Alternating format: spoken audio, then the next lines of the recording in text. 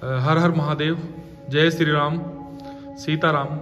साथियों, आज हम पहुंचे हैं गांव सीतामाई, जिला करनाल, हरियाणा में। और आज आपको ऐसे मठ और मंदिर के दर्शन कराए जाएंगे जो रामायण काल में जो पात्र है सीता माता। तो सीता माता का जो इतिहास है वो इस गांव से शुरुआत होती है और इसी गांव में सीता माँ फिर अपना धरती में समाती है। और हमारे साथ शास्त्री जी हैं जो इस मंदिर के पुजारी भी हैं और इस मंदिर के बारे में काफ़ी ज्ञान रखते हैं। तो गुरुजी नमस्कार। नमस्कार जी। तो स्वागत है जी। तो गुरुजी, जो ये मंदिर है हमारा सीता माता मंदिर, तो इसके बारे में हम आपसे कुछ जानना चाहेंगे ताकि हमारे जो दर्शक हमें देखते हैं दुनिया में, वो इस मंदिर के बारे में ज़्यादा से ज़्यादा जाने और यहाँ दर्शन करने आएँ। तो शास्त्री जी बताइए इसके बारे में। जी जरूर। ये हमारा सीता माता का मंदिर है। ये सीता माता मंदिर सत्युग का मंदिर है वैसे तो ये, और सत्युग के बाद त्रेता को भी पूजित है। सत्युग के बाद विष्णु निंदक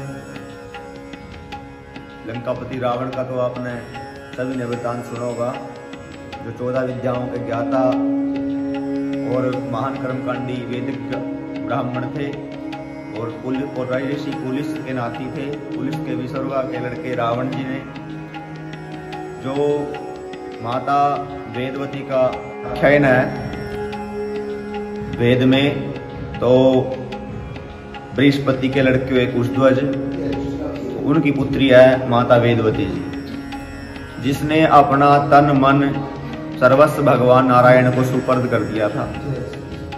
सुपर्द कर देने पर जो माता वेदवती, उनके पिता शंख नामक राक्षस ने दोनों माता पिताओं का वध कर दिया था। माता पिता का वध करने पर यहाँ बिहड़ था, घनघोर जंगल था। तो इस जंगल में माता वेदवती ने भगवान नारायण की तपस्या शुरू की। तपस्या करते करते, तपस्या वैसे पहले ऐसे तो नहीं था अभी 1 दिन 2 दिन हो गया, ये तो कली का प्रभाव है, जल्दी भगवान के दर्शन हो जाते हैं। सत्यु में माता ने बहुत बार लंबी तपस्या करी। तपस्या करने पर लंकापति रावण पुष्पक विमान में सवार होके चले जा रहे थे, तो उसने उसकी छाया माता सीता वेदवती पे पड़ी और वेदवती के पास उन्हें पुष्पक विमान रोककर देवी वेदवती से प्रार्थना की कि हे सुंदरे, हे तनवंगे, आप मेरे योग्य हो और आप भगवान नारायण को कहते हो कि मैंने अपना सर्वस्व नारायण को सौंप दिया, मेरे सामने नारायण भी कुछ नहीं है, आप मेरे साथ शादी करो और लंका की रानी बनो। तो जैसे ही लंकापति रावण ने उसको पीछे से उसके केस पकड़े माता वेदवती के, तो उन्हें अपने हाथों से ही तलवार का कार्य किया कि तपस्विनी थी, तपस्विनी का तेज से हाथों केस को काटा और भूमि से वंदना की कि हे भूमि, हे आत्मजा, मैं दूषित होगी रावण के हाथ लगाने से, तो मेरे को अपने में स्थान दे। और रावण से उसने श्राप देते हुए कहा कि हे दुष्ट पापी नराधम, तेरी मृत्यु का कारण मैं बनूंगी। अगले जन्म में फिर वो वेदवती माता राजा जनक के यहाँ हल चलाते वक्त खुदाई से मिली। फिर भी माता सीता प्रकट हुई। प्रकट होने पर राम जी को वाल्मीकि जी ने कथा सुना रहे थे। कथा सुनाते सुनाते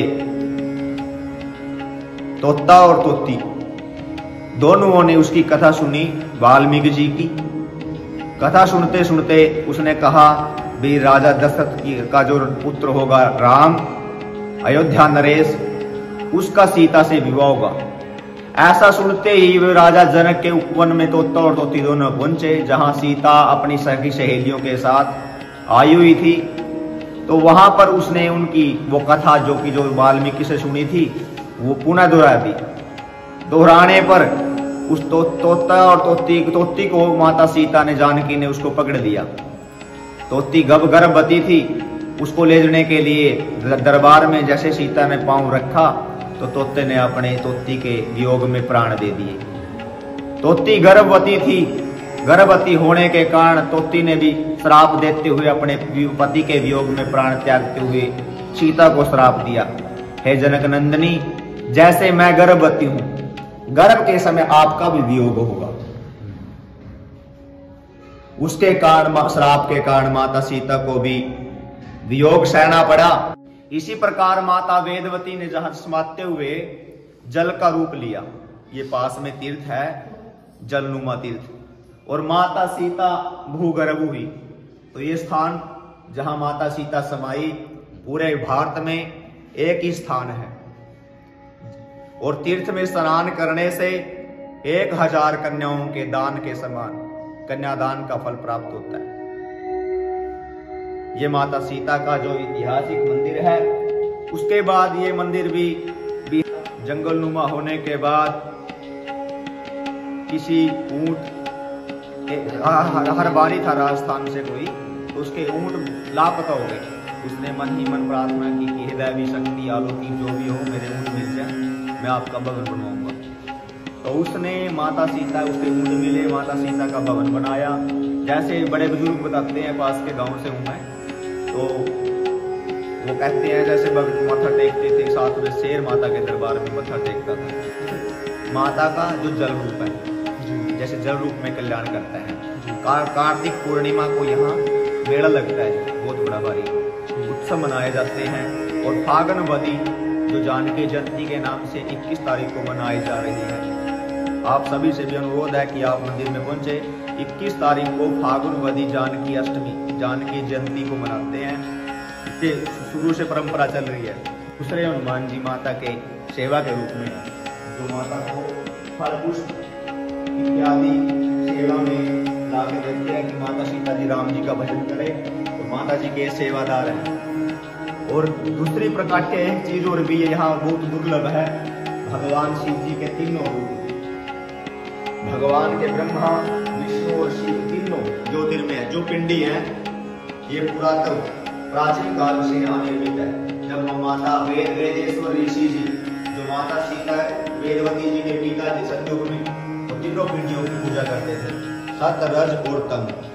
ब्रह्मा जी, विष्णु जी और शिव जी तीनों रूप में यहाँ विराजमान है। 3 पिंडी विराजमान है। यहाँ दर्शन करने मात्र से पितरों को मोक्ष भी मिलता है। इसी कारण दूर दूर से यात्री यहाँ दर्शन करने के लिए आते हैं। आप सभी से पूरा अनुरोध है कि एक बार जहाँ तक भी हमारी जो माता सीता के भवन से ये कथा, ये वार्तालाप, ये शास्त्रोक्त तथ्य की आवाज जारी है, सभी से अनुरोध करते हैं कि आप भी एक बार माता सीता के इस मंदिर में मत्था टेकें और अपनी मनोकामना को पूर्ण करें। ये जो हनुमान जी हैं, ये सिंदूर रूप में विराजमान है। यहाँ पर ग्रह 9 ग्रह हैं, जो कुंडली में किसी के कोई भी ग्रह खराब हो तो यहाँ पर सिंदूर चढ़ाने से उसके सभी कष्ट दूर हो जाते हैं, ग्रह दृष्टि मिट जाती है।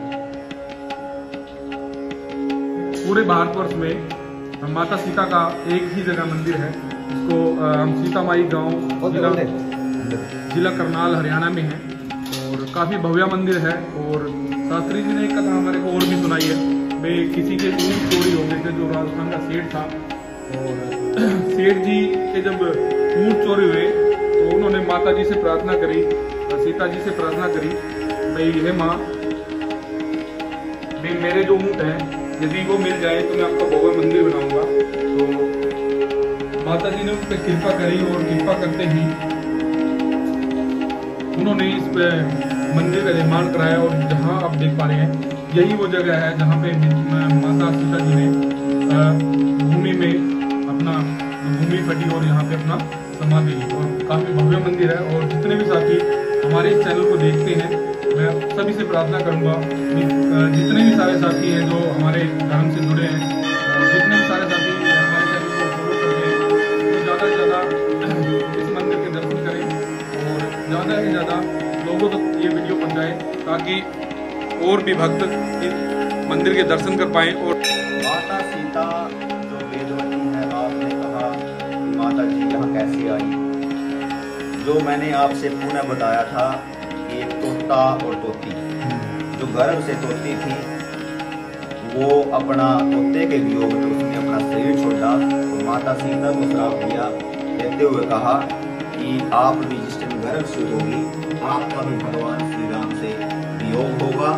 उसी प्रकार अगले जन्म में उसी गोपी का जो घरवाड़ा तोता था वो धोबी बना और सभा में माता सीता, श्री राम जी की सभा में माता सीता पे लांछन लगाया उस धोबी ने। ये लंकापति रावण के पास रही, माता पे ऐसे ऐसे वियोग लगाए, जबकि सीता माता तो लंका में गई ही नहीं।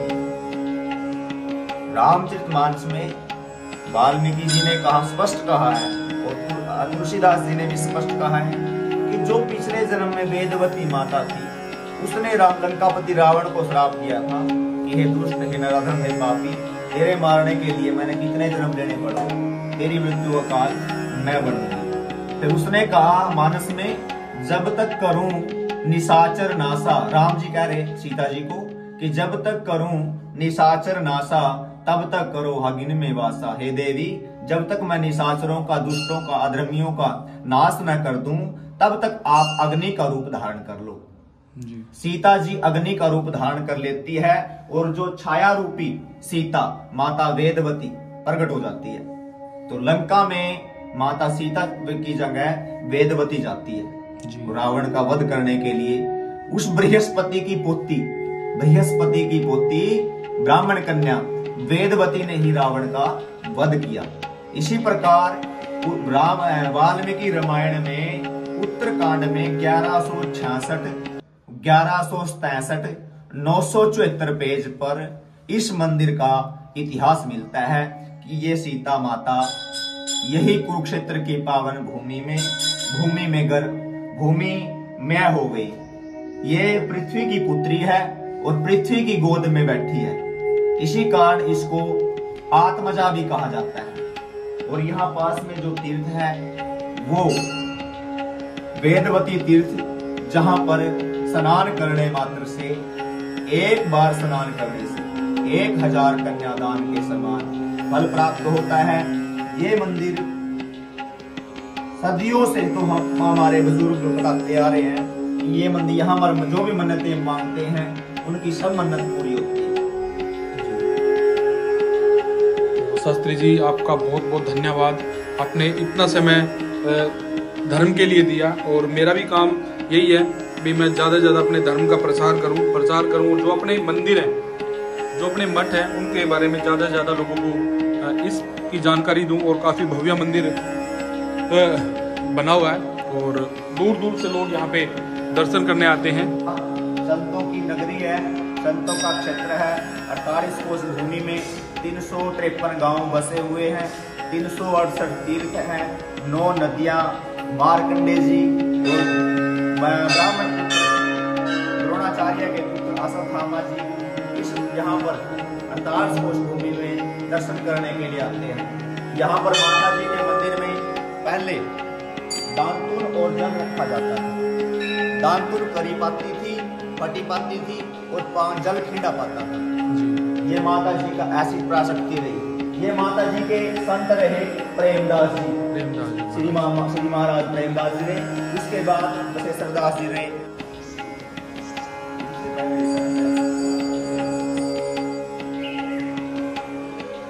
आप देख पा रहे हैं काफ़ी संतों ने, तपस्वियों ने यहाँ पे तपस्या करी और माता जी का जो मंदिर है उसमें अपनी बेहतरीन और अहम भूमिका निभाई। और जो शास्त्री जी हमारे साथ में काफ़ी अच्छा ज्ञान रखते हैं रामायण का और अपना जो इतिहास है वो हमारे साथ साझा किया। और मैं भी सभी साथियों से एक ही प्रार्थना मैं करूँगा, भाई आप भी जितने भी सारे साथी धर्म का प्रचार कर रहे हैं, जो हमारे दर्शक हैं, वो ज़्यादा से ज़्यादा इस मंदिर में आएँ और माता सीता जी के दर्शन करें। और जितने भी साथी हैं, जो शास्त्री जी ने बताया जो वेदवेश्वर तीर्थ है, उसमें स्नान करें। जो जिस हर बारी की ऊंट गुम हुए थे, उन ऊंटों की पाँव की ईंटें भी मंदिर के ऊपर लगी हुई है जी। तो सिखा रहे हैं वेदवेश्वर जो तीर्थ सरोवर वेदवेश्वर मंदिर सीता माई 1981 स्थित लिखा है इसके ऊपर जो ये गेट है। और जो शास्त्री जी हैं हमें इस सरोवर के दर्शन करा रहे हैं, जिस सरोवर में नहाने से 1000 कन्याओं का दान करने का जो पुण्य एक बार में ही मिलता है। तो शास्त्री जी वो सरोवर हमें दिखा रहे हैं। सरोवर है माता वेदमती जो जल रूप में विराजमान है। और यहाँ पास में जब औरंगजेब मंदिर तोड़ते हुए यहाँ पर आ रहे थे तो पास में गांव में आए थे। राजा विराट की नगरी थी, विद्रव नगर था, बरास गांव। बरास गांव में आके रोके उन्हें, मतलब कि अपने जो ब्लास्ट करने के लिए तैयारी की। जो ही वो तैयारी करते सारी की सारी टीम उनकी थी जो सब अंधे हो जाते। वो बोले भी ऐसा क्या करिश्मा है, तोप सजाते फिर वो अंधे होते। उन्हें हाथ जोड़ के प्रणाम किया, ये जो यहाँ से 1200 किले जमीन के हैं ये छोड़ दो, इसे पिछड़ दो। तो उसने औरंगजेब के टाइम में इस मंदिर के 1200 किले जमीन के यहाँ है। 600 किले में गांव बसा हुआ है, दोनों 600 किले का माता रानी के मंदिर की तरफ से केस चल रहा है जी सरप्लस का। वो मंदिर के नाम माता की कृपा होगी, आप जैसे भाइयों का सहयोग रहा तो मंदिर पे आ जाएंगे। बिल्कुल बिल्कुल बिल्कुल। तो शास्त्री जी ने हमें काफ़ी टाइम से दर्शन करा रहे हैं, मंदिर के बारे में बताया, इतिहास बताया मंदिर का, और ये जो वेदवेश्वर जो तीर्थ है माता के नाम से, तो इसकी भी महिमा गाई और बताई। तो मेरा भी सभी साथियों से अनुरोध है भाई, जितने भी सारे साथी हैं इस सरोवर में स्नान करें और माता जो सीता का सामने मंदिर है उसके दर्शन करें। और जो हमारा हिंदू धर्म का इतिहास है, जो रामायण काल में मुख्य पात्र रही है माता सीता जानकी जी, उनके मंदिर के दर्शन करें और अपने जन्म जन्मांतर के जो पाप हैं उनको काट के पुण्य की तरफ बढ़ें। जय श्री राम, हर हर महादेव, जय सीता माता।